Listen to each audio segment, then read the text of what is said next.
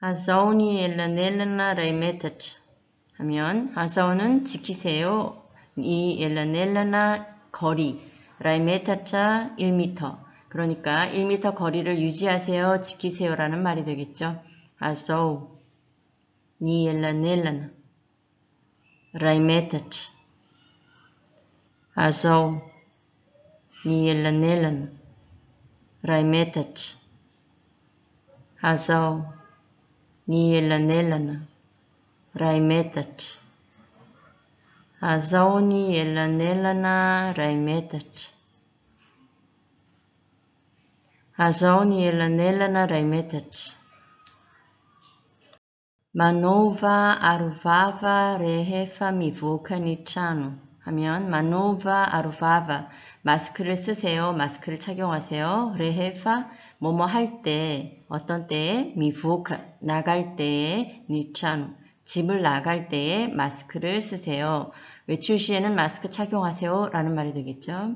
마노바 아루바바 레헤파 미보카 니차누 Manova, aruvava, rehefa, mivoca, nichano.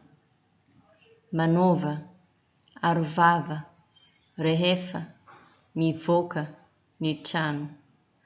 Manova, aruvava, rehefa, mivoca, nichano. Manova, aruvava, rehefa, mivoca, nichano. Sasau matetka amni savuni nitanan.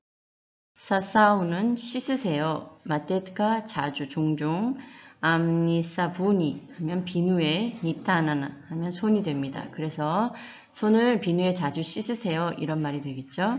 사사우 마테트 암니사분 니타난 사사우 마테트 암니사분 니타난 사사우 Matetka, amni savun, nitanan.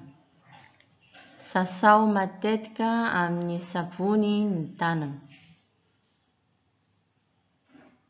Sasau matetka, amni savuni, nitanan.